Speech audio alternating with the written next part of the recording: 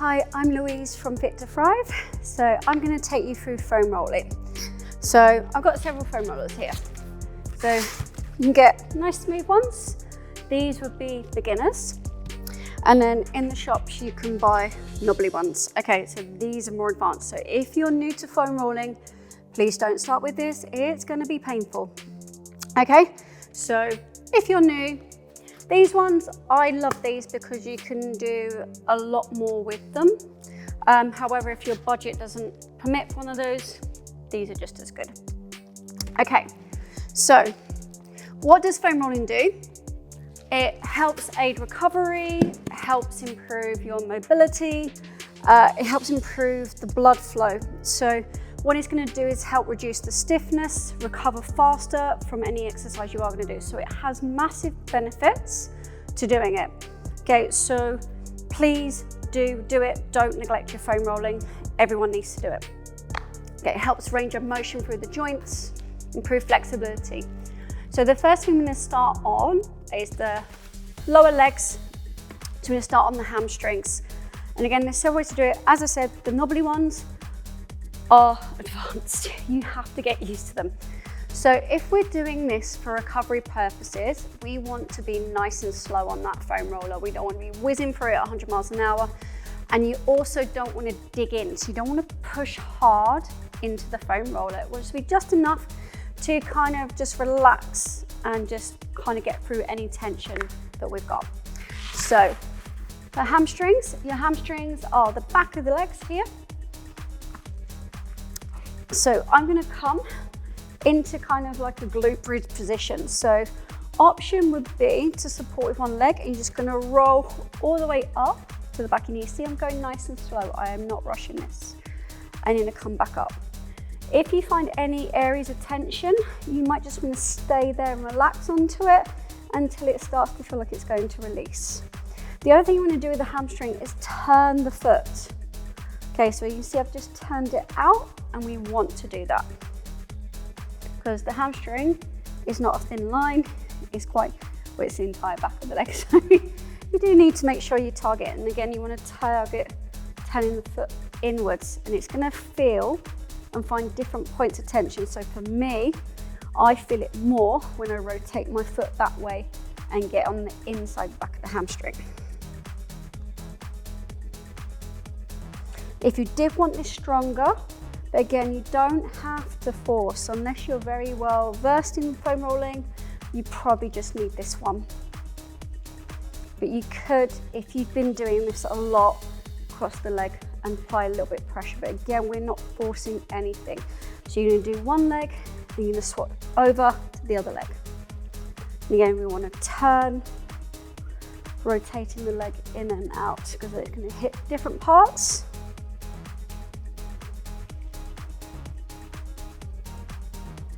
And then once we're done the hamstrings, we're then going to move onto the outside of the body, so down here, okay? So part of your IT band, but we're not going to do that first. We want to do here, okay? So this part. So this part, if you want to feel the top of your hip and around the iliac crest, we then have something called the TFL, and we want to be rolling that. So before that sits over the top of by the IT band at the top part. So we want to get that. Usually you can foam roll the IT band and nothing. If it's still feeling it, it's more likely to be your upper part. So from here, we're just going to lift off, find the top part of the hip. You're going to roll forward. So you see I've rolled all the way forward. I'm going to roll all the way through and all the way back. And I'm trying to target my TFL. As I said, it sits at the top and then roll through. So it's quite large. It's kind of like, so if you look at my hand, people think it's like a little thin thing. It's not, it's really quite wide, which is why you do need to roll forward and back. Now just inching up and across. And again, if you find any gnarly bits, you're going to stay there.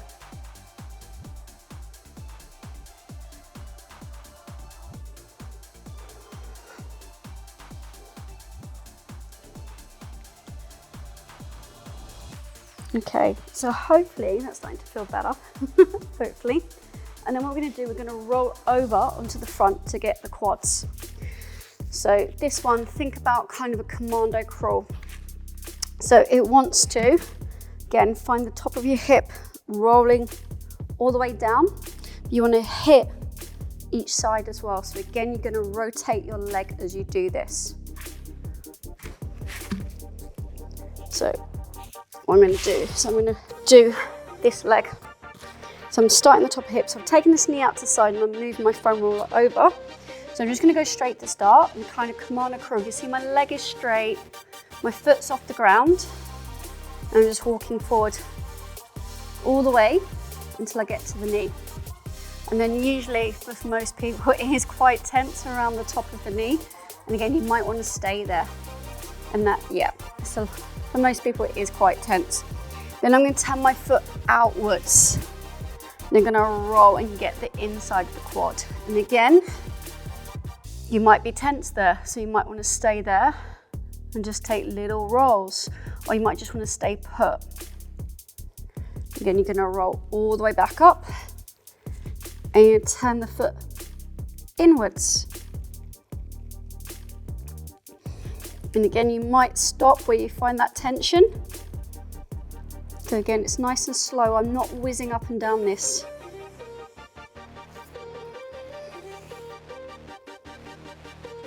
And again, you might even shimmy a little bit more to the side to get more by the IT band.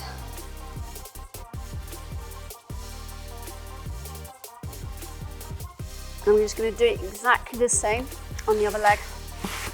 So I'm just going to take it over, so it's on this leg, and this leg can be down on the ground, kind of commando crawling. So same deal. You see I've got this leg off the ground. I'm going to turn my foot outwards to get the inside of the quad. Remember, it's called the quad for a reason. There is more than one muscle there. It kind of gives you the hint in the name. So we have to get all four of those muscles. And turn it in.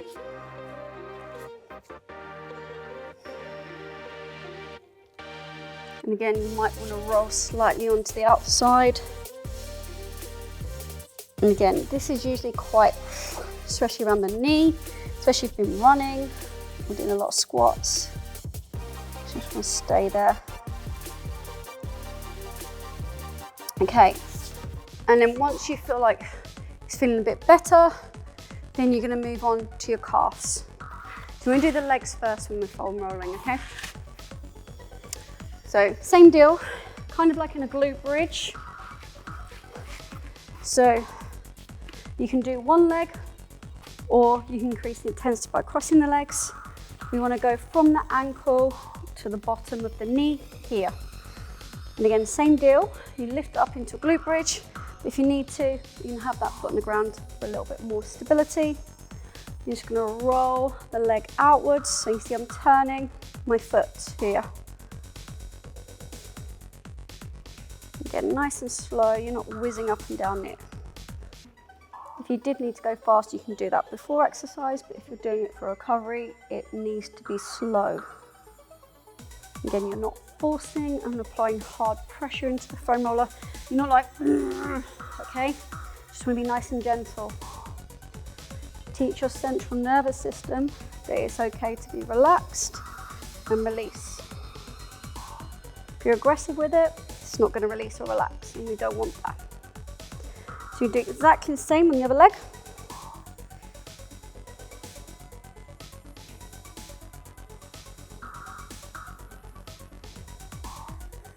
And then from here, what we can do is the outside of the perineals.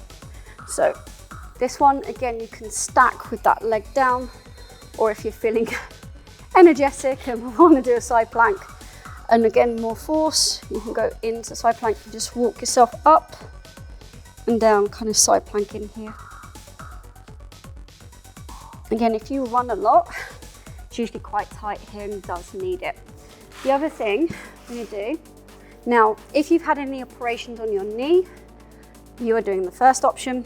So this can be a hand towel or a I've got a resistance band. I'm just folding it up. So I'm just gonna make some space in the knee. So what you do is you fold it up, not too thick because it will hurt. So if you had surgery, this will be probably as much, hopefully surgery is a long time ago. So if you've had recent surgery, do not do this. So we're just stretching into that knee. I'm just holding my ankle and pulling it in. If you've never had surgery and your knee is fine, you can try this option. And if you're okay with kneeling as well, then you can do this. And you just, I've got the little bit of fabric in the back of the knee, and it just feels quite nice to bring a bit of space to that knee. Again, there's caveats to this. Do not do this if you're due for surgery or you've just had surgery. Please don't, okay? And you do the same on the other side. So, and this tends to be if you've got kind of really tight knees, you want to stay with this option, just holding the ankle and pull it in. And for some people, they might be here. Depends on your mobility through that knee. Again, option to kneel. And I do this a lot. If I've been running and my knee feels quite tight, this actually kind of brings a bit of relief. Okay, so now your legs should be feeling great. Now we're going to do a little bit of shoulder work. So we're going to go starting here, just underneath the armpit. So you're going to lie on your side. So you just want it just underneath the armpit. You're going to lift the arm off. You're going to roll forward. So we're getting a little bit into your pec here. You roll all the way through and back.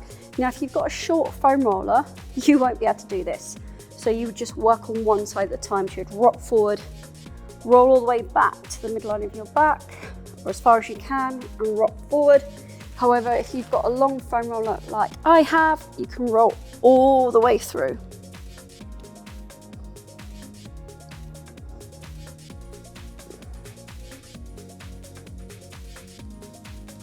And then roll the chest towards the floor.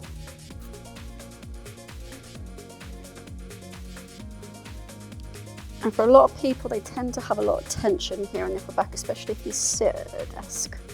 This usually can feel quite nice. And then from here, what we're going to do is starting at the bottom rib. So the bottom of the ribs to the upper part of the neck. You don't foam roll your neck ever, okay?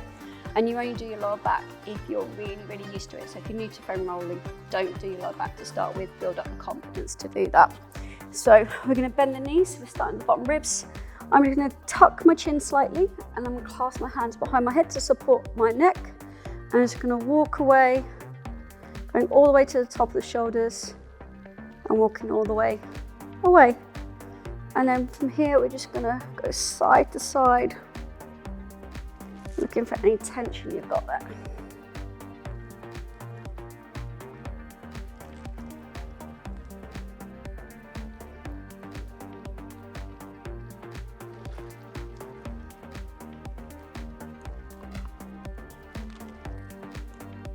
The other thing we're going to do is extend the arms.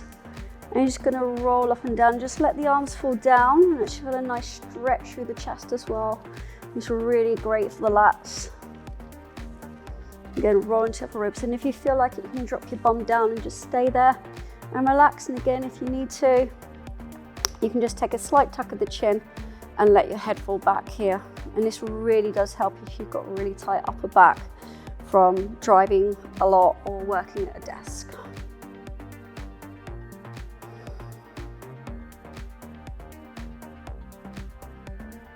And then release. So hopefully that's given you some ideas, especially if you're a desk job or you've been running a lot. It's a great little sequence to get you started. So thank you for joining us, and we'll see you all soon. So take care. Bye.